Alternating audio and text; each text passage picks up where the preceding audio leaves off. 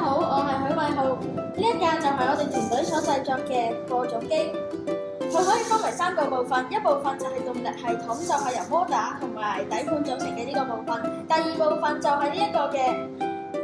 挖土嘅裝置，即係呢一個會旋轉嘅鑽頭啦，佢升降到落去地下就會可以挖到個窿出嚟。第3部分就係呢一個盒，佢係一個播種嘅裝置，可以透過呢個旋轉裝置將種子送到落地下。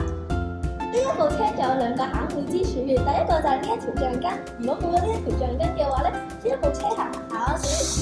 個裝置就會跌落嚟，所以一定要有一條橡筋固定佢。第2個巧妙之處咧，就係呢啲轆嘅摩打咧係對角嘅，咁樣咧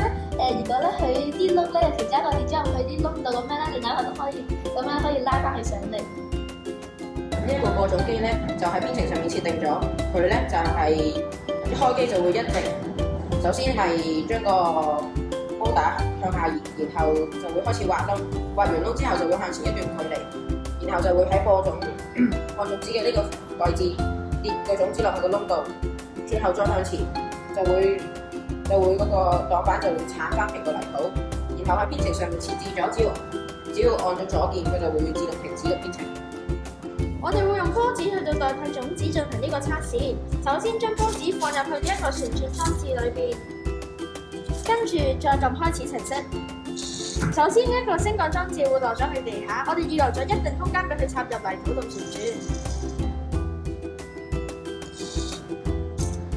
跟住成架車就會向前喐，種子就可以跌落去啦。呢一個就係我哋示範嘅過程啦。呢個就係我哋製作嘅播種機啦，